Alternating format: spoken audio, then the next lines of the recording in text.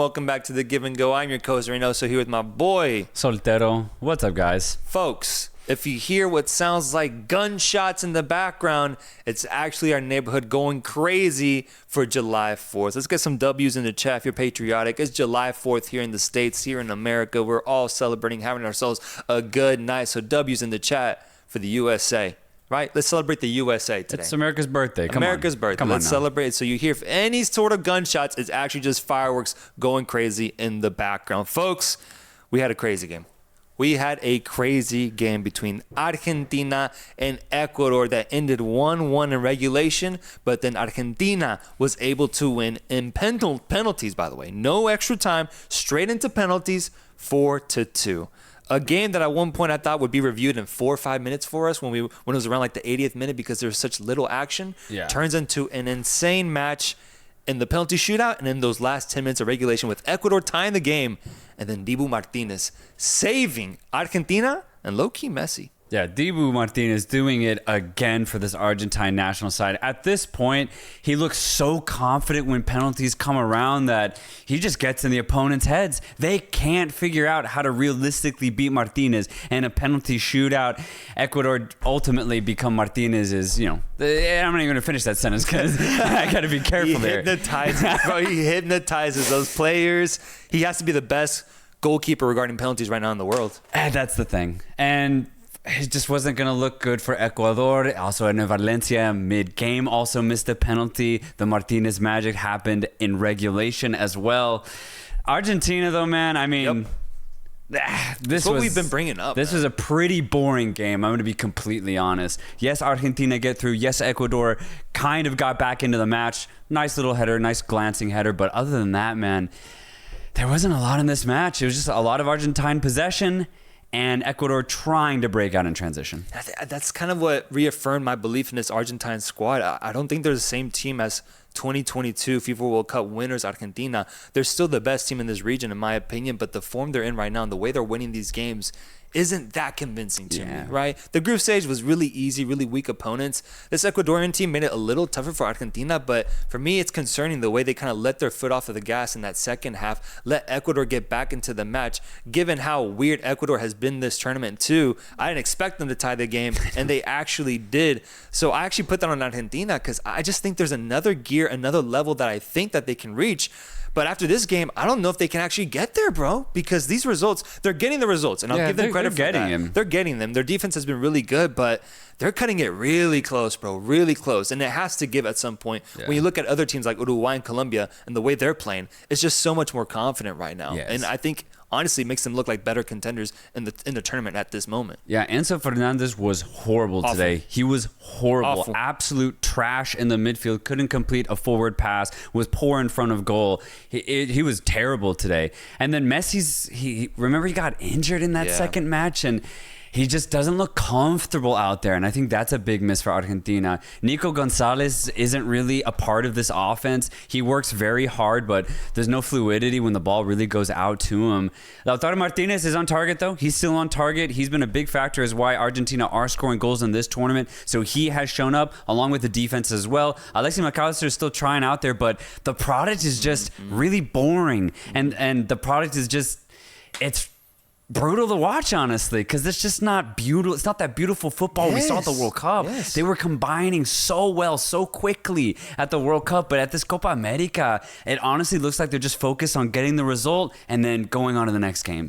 They're not trying to entertain. They're not, and that's the disappointing part, because you got these stadiums absolutely packed. All the Argentina fans are coming out to see these games, and what they're getting on the pitch just isn't the same thing that we saw in the past. But so far, it has been enough. It's been good enough to see them through to the semifinal of the Copa America. I'm just expressing these concerns now because it's a pattern now. It is a pattern. Guys, let me know who was the worst player today. Who was the worst player? Because we're going to do man of the match next, but I want to know who is the worst player for Argentina today, because I think Enzo Fernandez might deserve a shout there, bro. He was awful. Enzo, bro. There was a segment or sequence throughout the first half where he just missed like 4 or 5 passes in a row. I can't handle that. I can't. It was so much, and then Ecuador weren't doing anything with the mistakes either. They would lose the ball too. So just give me Enzo Fernandez, the worst player on the pitch. Looks like the chat agrees. And moving on to Ecuador, this is also really interesting because Argentina basically gave them the opportunity to get back into this match, and if it wasn't for an additional time game-tying goal, Ecuador looked like they were going to be unable to get back into this game, honestly. Like, the way they generate their offense, to me, isn't very convincing. No. They spend a lot of time on the ground. So do the Argentines, too. I don't think anybody, these South Americans, bro, love spending time on the ground. Oh, my God. The play acting in this game, the play acting against Mexico, and for Ecuador, and honestly, Argentina today, too, just made this game, again, very difficult to watch. Tough, but very difficult. Ecuador was gifted an opportunity by the footballing gods with a penalty that I think shouldn't have deserved to have been called, with Rodrigo de Paul getting called for a handball. Yes, it technically hit his hand, but he was trying to pull it back in. It was in a really awkward spot. I didn't think it should have been called, but regardless, it did. And I guess ball don't lie, because Enner Valencia misses a penalty to tie the game there. And what a big moment for Valencia, for Ecuador too. It would have tied the game. And we saw how Argentina responded to getting equalized later in the game. If they had scored that, maybe Ecuador could have gone on to win it, because they finished the match very, very strong. It was just so late into the game. But yeah, a really bad miss from Valencia. The moment was too big. We've seen it before at this tournament, so it's just not, it's not surprising unless you're like a really big name player not really showing up. But I think that's why Colombia and Uruguay look so dangerous, because they actually have shown up to this tournament. Yeah, whereas like Ecuador, they just did not show up ultimately. And I know they got a draw here. I think that says more about Argentina, but for me, Ecuador disappointed me this tournament. Low-key similar vibes to the USA, the way that I thought the USA would perform in this tournament. I have like the same sentiment towards Ecuador, because I had so much hope for Ecuador to really show that they can be a dynamic team in midfield, that they can be deadly in offense, but Ecuador were really poor this tournament all around. They fight very well, I'll give them that, but it's because of their defense. Pacho, Torres, and Hincapié were fantastic. Preciado too. The whole backline. And another thing is they definitely were missing Estupiñán, 100%, because it's not even Hincapié's fault, but he can't go forward on the left back position. He's useless out there. Defensively, he's perfect. So just imagine if Estupiñán was able to be out there, you'd have Preciado and Estupiñán bombing down those wings, and Ecuador, I think, would be a lot more dangerous, but they don't have a good striker. Valencia, I think, is too old now. We saw how unclinical Jordi Caicedo is, bro. He could have won this game. He should have won this game. There's a lot of problems with this Ecuadorian side, and I'm disappointed because this was the opportunity for Ecuador to really go up against these bigger teams. They couldn't do it. They couldn't do it, man. They couldn't do it, and it even starts with them getting that game-tying goal. Jordi Caicedo almost getting that second goal in the extra time. Couldn't do it. Goes to penalties. And then they're also gifted a rare moment with Messi missing a Panenka penalty, bro. Oh, God, yes. That was golden. We saw the images of an Ecuadorian fan. I know you guys saw him in the broadcast. An Ecuadorian fan in tears before they even shot their first shot, because what a gift, what a moment. Messi, the GOAT, missing a Panenka penalty, which, real quick, let's just talk about what the hell happened there. I don't know, man. And it gives me flashbacks because Messi has struggled. In the States, bro. It has struggled in the States. And the Copa Americas of beforehand, especially against Chile, Messi gets in his head when he takes penalties, man. It's crazy. He's so good in every other department, but big-time penalties for Argentina, Messi misses. I guess, dude. I don't know if it's a question of his injury coming to play, the pitch maybe. I don't know. Maybe that pitch, but it was a miss, and Ecuador was gifted the opportunity to take the lead in penalties, but it's Dibu Martinez. It's Dibu Martinez who steps up, saves two incredible penalties. That second save he got has to be one of the best penalty saves I've seen, with just one arm up, showing the strength that he has, and just the way, the confidence that he has. And he almost had a third save that he just let go over his knee, but he was incredible. And Dibu ultimately defined this penalty shootout, and the rest of the Argentines finished the game off. So Argentina goes through, but guys, I want you guys to grade this performance on the A, B, C scale. What was this performance? Was it an F? Was it a D? C plus? C minus? I got this at a C minus probably, bro, for what Argentina ultimately put themselves through. They could have been eliminated today, man. They could have been eliminated. It is crazy. Yeah, this was just not a good game. I'll join you there. I mean, for Argentina going forward, I'm really curious to see how they respond to this. But the thing is, they're just grinding out every single result at this tournament. They might just grind their way to the final. And once they're there, The game will be tight, even if it's against a red-hot Colombia. So this is Argentina, though, and I think this is just how they do things now. They're still that good from an individual perspective, but my God, the performances as a team could be so much better. It's concerning, man. It's concerning. Guys, let's do Super Chats. Let's look at Super Chats. Let's see what the Give and Go folks are saying about today's game. We have David Caferrata saying, lost 10 years of my life. Argentina need improvement. Messi is still injured. Love from Western Sydney, Australia. Hell yeah. Dale Argentina carajo. I mean, at the end of the day, though, this did give me vibes of like those World Cup matches Argentina saw themselves go through, that drama, going to penalties. At the very least, they had those experiences then, so they can handle an experience like this now. I think going into this penalty shootout, they definitely had the mental advantage for just everything they went through 2 years ago in Qatar. So definitely took a lot of years off of Argentines' lives, years that they already lost at that World Cup in 2022. Daniel Garcia says, bro, the refs are horrible this whole cup. Oh, dude. When they got confused as to whether Yeboah's goal crossed the line, I was like, are you kidding me? Man. That was clearly a goal. The fact that the linesman was like, oh, I don't know, and then the referee had to like talk to him and see if it was a goal. It was so clearly past the line. But yeah, this has just happened so much in this tournament. The refs, one of the worst reffing performances I've seen at a contained tournament. That's awful, man. It's awful. Sir Infinitum says FIFA helped Messi again. I think it was Dibu. Dibu helped Messi today, man. Dibu saved Messi. Yeah. Let's do match previews for tomorrow because we have another Copa America quarterfinal game waiting for us tomorrow. I will not be here to live stream with you guys for that game. I'm going to be at a wedding. But Soltero will be here with his match reaction after the match. For sure. It's Venezuela against Canada. Against Canada. Two teams here that are on really impressive runs so far. Canada being one of only two CONCACAF teams that made it to the quarterfinals. And Venezuela, a team that won all 3 games in their group in the build-up to this quarterfinal matchup. I've said before, I have Venezuela going through. You've said before, you have Venezuela going through. Yeah, I don't think that's changed. I'm sticking to Venezuela winning this game. I'm just excited for the fact that it'll be a funner game than the one we saw today, man. Just because I know Canada, they're they always have holes to be exposed. And Venezuela, the story that they're on, the fact that they've won every game so far, this game's gonna be a lot of fun, bro. Let's go Venezuela. Let's go Venezuela. Looks like the chat has Venezuela at 54%, Canada at 45%. Let's look at a couple super chats we just got here from the folks of the Give and Go. What are you guys saying? We have EC saying, as an Argentino, disappointing performance. De Paul and Enzo need to be benched. Honestly, the midfield has looked dead, bro. It's looked dead. I'm interested to see if Scaloni makes, because that's what he's known for, is subbing in like how he did today. Lautaro Martinez getting the start instead of Julian Alvarez.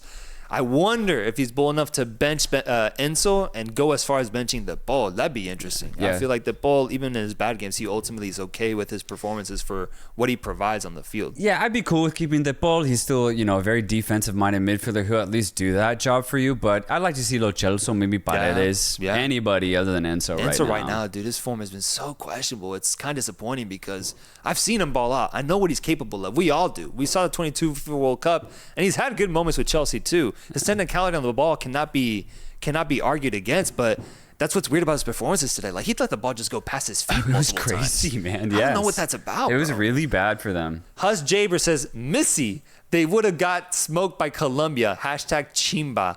I don't know what chimba means. I hope that's not a slur. Jesus Christ. I mean, you gotta be careful with these super chats y'all sending us, but he did miss, bro. He missed. I can't believe it. Now Messi and Ronaldo have both missed penalties in these tournaments this summer. I am begging for Colombia to take this opportunity and get themselves a Copa. This is it? I am begging, bro. This is the time. Argentina will get to the final, and when they do get there, I hope it's Colombia, and I hope Colombia pop off, man.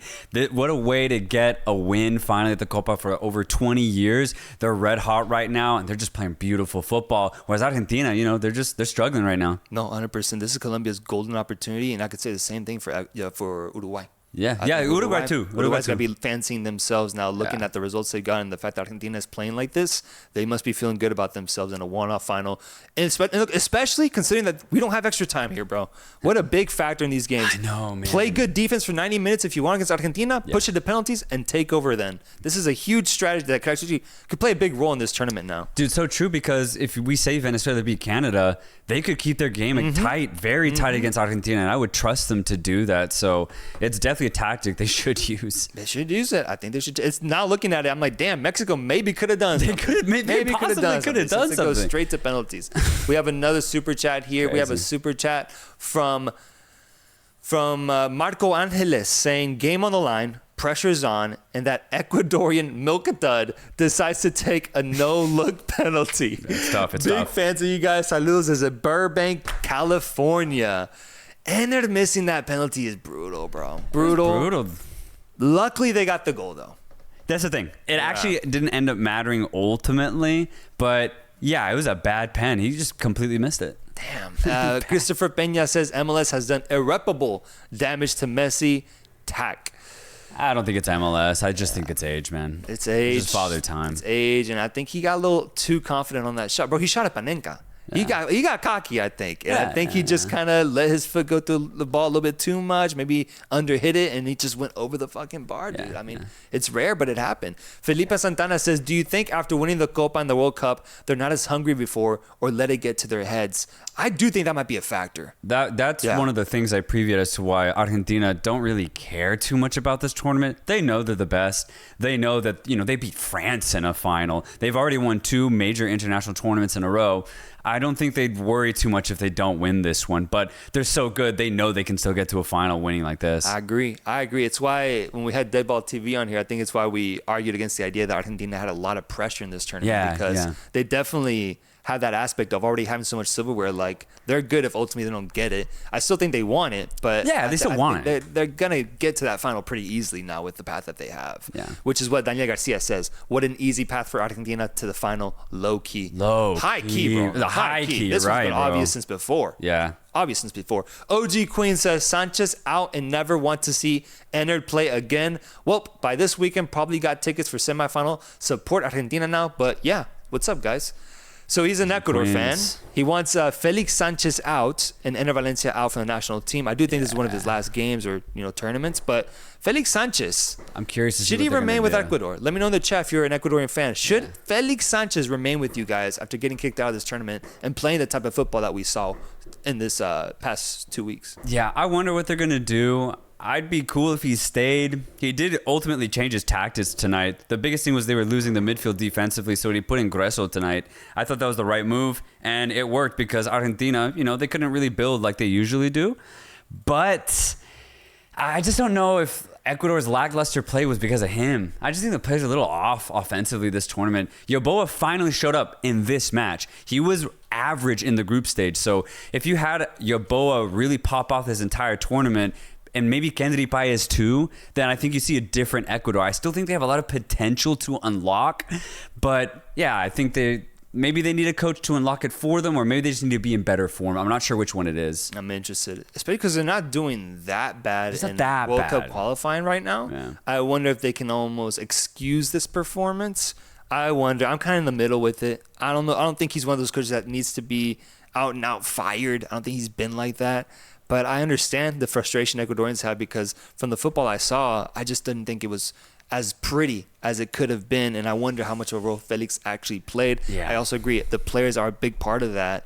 I think it's kind of everybody involved right now for Ecuador. Man. And also if you think that Valencia is not going to be your number 9, if your backup's Jordi Caicedo, then that's a problem. Yeah, it's a problem, man. He's just not clinical. And Kevin Rodriguez, who's new to the fray, just like Yeboah in this tournament, he also was very average. So a lot of the season isn't even really on Sanchez. It's just on the players being in bad form. Saul Lopez says, subbed out Kendry Paez and Sarmiento when they were the best. Didn't sub out Ener Valencia, and every player needs to be unselfish. Nick Jara says, as an Ecuadorian fan, I'm proud of our young generation and the little shine we were able to show. I personally think it's time to find a good coach and get rid of Ener Valencia. I wonder what effect getting rid of Felix Sanchez, saying goodbye to the Ener Valencia era, and then just playing these young guys like Kendry Paez and everybody that they have in that back, like Incampie, and just putting them as the leaders of this next generation. I wonder what kind of team we would see. I wonder what kind of team we would see from Ecuador. OG Queen says, also want Berhalter out as well as Jimmy out. He wants everybody out, bro. Everybody out, man. He wants a coaching renaissance, man. I'd be cool with that for all 3 teams, honestly. They all just fire the coach after this. Reset, bro. Jurgen Klopp to Ecuador. That'd be crazy. That would be fun. Guys, I think that's all the super chats that we have here. Thank you so much for joining the stream. We're going to keep it short since it was just one game today. Argentina goes through in penalties. Dibu Martinez, the savior. But we'll be back tomorrow for another recap of the games happening. It just won't be a live stream, but we will be back tomorrow with Canada going up against Venezuela. Another super chat here. Alfred Ferdinand Russell saying, will you be watching Copa final in person? I don't think so, unless, we get free tickets somehow. We got the budget for that? Yeah. If we get free tickets somehow, for sure we'll go. Producer Ruck, can you produce some tickets? It'd be dope. We'll see. We'll see, man. But yeah, we'll definitely be watching. Next time, guys. Peace.